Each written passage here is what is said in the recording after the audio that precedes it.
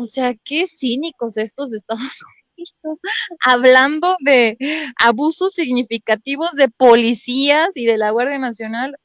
Si sus policías son los más agresivos del mundo entero, si su ejército cuántas violaciones a derechos humanos ha cometido, pero en fin, ¿no? Ahí está lo que dijo mi presidente. Lau, ¿qué opinas? Mira, Estados Unidos desde que decidió poner la primera pezuña en territorio americano, los primeros colonos, decidieron que ellos iban a acabar con todo, acabaron con los primeros, pues los dueños originales de las tierras, los redujeron a vivir en reservaciones, trajeron a esclavos negros de África y los dejaron siendo esclavos hasta principios del siglo XX. Todavía Rosa Parks fue de las primeras mujeres negras que se opuso a esta idea de que solamente los blancos tenían derecho de ser felices en la tierra de las oportunidades. Y con sus doctrinas, como esta doctrina Monroe, el destino manifiesto, justamente siempre han buscado poner por delante los intereses de ellos, pero ellos no son todos. Ellos son solamente una partecita, una élite así bien pequeña.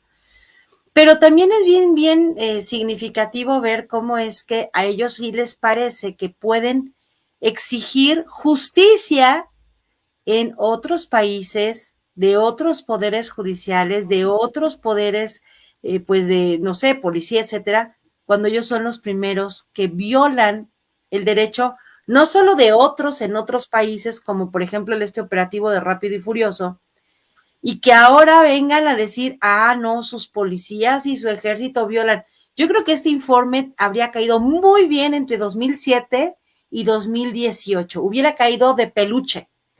Pero ¿por qué no lo hicieron? Bueno, pues porque Estados Unidos, al asumirse como el policía del mundo, inició esta cruzada por salvarnos de los malos, eliminando a todos. Y eso lo inició desde los años 1600 que llegaron. Entonces, con esa mentalidad, ellos tienen el descaro, la desfachatez de catalogar cómo se comportan otras personas. Cosa curiosa, no le dicen eso, por ejemplo, a los israelíes que masacran a palestinos, niños, señoras, viejitos. No les importa decir, oigan, israelíes se pasan de lanza y sus policías violan derechos humanos. No les importa a ellos mismos en Guantánamo violar derechos humanos de prisioneros de guerra, porque como se trata de un lugar extraoficial, no importa, no hay repercusiones de violaciones de derechos humanos.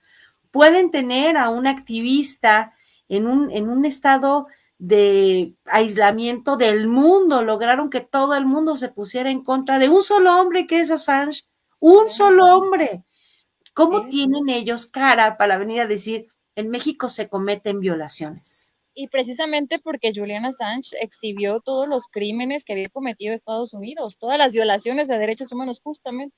Justamente en Cuba, en Guantánamo, o sea, No. cuando la gente, creo que a veces es complicado y hay que entender que durante años la gente se dedicó a sobrevivir, a trabajar para comer, para vivir, y que a lo mejor quedaba muy poco tiempo y eran muy pocas fuentes confiables de información y no se enteraron de por qué Cuba está viviendo lo que vive hace 62 años. Bueno, vamos a pasar esa parte, ¿no? Ok, no pasa nada, pero entérate ahora, entérate por qué Cuba resiste, porque además de ser el burdel, el casino, el lugar de narcotráfico y de trata de personas que Estados Unidos quería fuera de sus límites territoriales, ¿no? Tal como hizo con Puerto Rico, por ejemplo, y apropiarse de la isla como hizo con Hawái, que está más cerca de Japón ¿no? que de Estados Unidos. Cuando logran hacer todas estas cosas y Cuba se les resiste, dicen, sí, pues de todas maneras me quedo con una parte de tu territorio y ahí voy a cometer todas las atrocidades que yo no puedo cometer en mi territorio, porque como está fuera de la vista del mundo, a mí no me ven cuando yo masacro, torturo, violo, etcétera. Entonces, no le queda a Estados Unidos hacer este ridículo, pero acordémonos que hay una parte que de gente, sobre todo estos republicanos, que hay unos que son de derecha y otros que son de extrema derecha. Aquí no hay personas de izquierda, no hay gente ni siquiera de centro. En Estados Unidos no hay de eso. Entonces, Extremistas. de extrema derecha, los republicanos, que son los más recalcitrantes, quieren condenar a México por un problema que ellos crearon. En un momento dado, la violencia que se vive en México es producto también de su injerencia, de su necesidad de ser el policía en otro país, y que pues estamos recomponiendo las cosas. Y ahora, lo vimos, por ejemplo, desde el primer acto en donde se puso a las Fuerzas Armadas a resguardar una zona que fue allá en Ixmiquilpan, en Hidalgo, cuando aquella explosión espantosa de un ducto de Pemex, que la gente, en vez de tomar a la autoridad de México, a la autoridad militar, como esa fuente de resguardo de derechos, lo primero que hicieron, Cels, y tú te acordarás perfecto, fue golpear, fue atacar a los policías. Se perdió ese respeto por la autoridad pública en México gracias al sexenio de Calderón. La gente apenas está volviendo a creer en las fuerzas del orden en México. No tenemos policía en ningún estado que funcione porque se diluyó. Decía el otro día, y no he podido encontrar la frase exacta en donde lo dijo, pero García Luna decía, mentira que que la policía esté infiltrada, sino hemos más bien metido a delincuentes a ser parte de la policía. O sea, los policías no son delincuentes, más bien los delincuentes se disfrazan de policías. Esa era la idea de García Luna, que si infiltraban a los malos dentro de la policía, iban a poder saber cómo iban a actuar. Nos está costando mucho porque todavía hay mucha gente en diferentes ámbitos de la seguridad pública, de la administración, de procuración de justicia, que siguen siendo parte de estas células pues que están ligadas a la mafia de México, por un lado, y por otro, estamos levantando a fuerza de invitar a chicos jovencitos a formar parte de la Guardia Nacional. Mira, rapidísimo, tengo 2 anécdotas bonitas. Ahora que fue la primera parte del examen de físico de Emiliano, que estuve yo ahí de periquita con un sargento que era el encargado ahí de comunicación social de la Sedena, me platicaba que su hijo de 20 años acaba de ingresar a la Guardia Nacional y que, bueno, los chamacos están muy contentos, pero es una academia. En México no había academia para policías, tal y como nos lo imaginamos. Era más bien como una parodia en donde todos eran gordos y panzones y los enseñaban a ser mordelones, ¿no? De la gente. Me dio mucho gusto saber que cada vez hay más chavos que están ingresando a la Guardia Nacional. Y por otro lado, ahora que Emiliano también está haciendo el servicio militar, la parte para la cartilla y eso, hace 8 días les dijo el sargento que los estaba cuidando que quienes quisieran pasar a formar parte se fueran a anotar porque pues hay vacantes. Fueron, dice, mamá, fueron como 50 chavos a inscribirse a la Guardia Nacional. Es decir, hoy en México se está cambiando esta figura de ser policía y ser del ejército es como lo último, así ya, pues lo que te queda.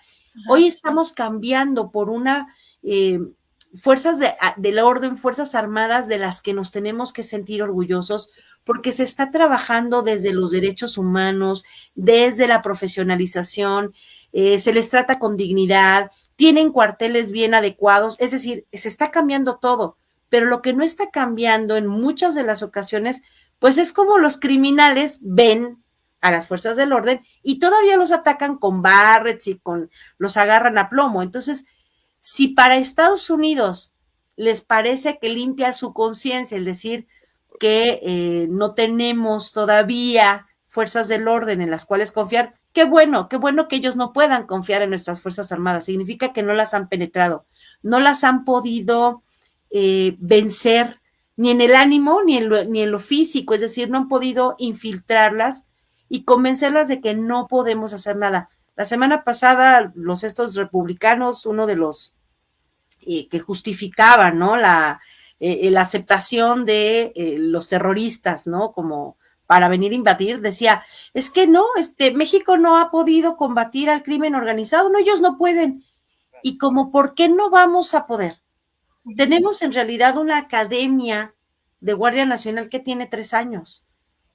Entonces estamos trabajando en fundar una nueva forma de hacer las cosas, de imponer el orden a través de la ley, a través del respeto a los derechos humanos y nada más, Cels, si hacemos tantita memoria, a cuántas personas que han abusado de su poder, ya sea de fuego o de fuerzas, en la Guardia Nacional han ocurrido, o sea, como eventos, han sido 3 o 4, y en cuanto ocurren, toman a estos compañeros y los someten a un juicio castrense, no nada más en lo penal o en lo civil, no, los tratan como se trata a los soldados. Entonces creo que vamos por el camino de establecer una buena política en materia de obtener resultados. Por supuesto que no son, hoy los empiezo y mañana tengo resultados, pues si por lo menos tenemos una generación de descomposición social. Oye, Lau, y además hoy el presidente volvió a defender su estrategia de seguridad, ¿no? Porque Claro. yo me pongo a pensar en este operativo cuando atraparon al hijo del Chapo Guzmán. No fue un trabajo de inteligencia de muchos meses atrás, ¿no? Que al final obviamente pues sí hubo balazos, sí hubo personas que perdieron la vida, tanto del ejército como del lado de los criminales, ¿no? Muertes que el presidente lamentó de ambos bandos, pero me acuerdo, ¿no? Cómo salieron los opositores a decir, no que eran abrazos y no balazos. O sea, yo digo, este, México está trabajando, pero más allá, como hoy lo dijo el presidente, de usar la fuerza nada más porque sí, está haciendo un trabajo de inteligencia. Además, capacitando a sus policías, como ahorita bien lo mencionas, ¿no? La Guardia Nacional, haciendo elementos que estén realmente preparados, que estén educados en derechos humanos, que sepan. También recuerdo que una vez yo le pregunté al comandante de la Guardia Nacional, que en ese entonces era Luis Bucio, acerca de estos protocolos para combatir el feminicidio, ¿no? Y decían, también se está instruyendo porque nuestros elementos no estaban preparados en materia de cuestión de género, pues, ¿no? O sea, usaban la misma fuerza que usaban con los hombres que con las mujeres. Ahorita ya también se les está capacitando en esta materia. Y realmente me parece excelente, ¿no? No va a ser de la noche a la mañana, ¿no? Claro que no. Hoy lo dijo el presidente. Tenemos todo, pero se están sentando las bases. Nos falta mucho para que México pues logre hacer la potencia, ¿no? Que somos capaces, tenemos todo, pero pues, lamentablemente nos dejaron en el abandono. No, Y fue el mensaje. rápido, Sí, rápido, si me dejas nada más claro, apuntar adelante, tantitito sobre el feminicidio. Hay que adelante, Miguel. entender 2 cositas rápidas. 1, siempre ha habido feminicidio, siempre, Siempre, solo no que se se quita. nombra como tal de 2019 para acá. Es decir, antes de 2019 se les llamaban crímenes pasionales. Por tanto, en la mente, si tú le dices a una persona, oye, mataron a Juanita Pérez porque fue un crimen pasional, en tu cabeza estaba de loca con su novio en un motel. O sea, ¿no? O se fue a besuquear con su galán, su amante, a un Llegó el coche. esposo y Exacto. me quitó la En vida. tu cabeza, tú ya hiciste una novela cuando es feminicidio. Pero hay otra cosa y hay que trabajar, yo creo que de esto tendríamos que hacer un programa especial. ¿Por qué se le determina violencia en razón de género y por qué llega hasta el feminicidio como la manifestación máxima? ¿No lo cometen ya en México? Las fuerzas del orden, las policías, la Guardia Nacional, los militares, como sí ocurría en tiempos de Felipe Calderón, de Genaro García Luna, obviamente, que ellos eran los que detenían, desaparecían, violaban, mataban, y no sabías, en la mañana podían parecer policías y en la tarde pues eran sicarios, ¿no? Entonces, esa parte la tenemos que determinar muy bien. ¿Quiénes cometen los delitos en contra de la mujer?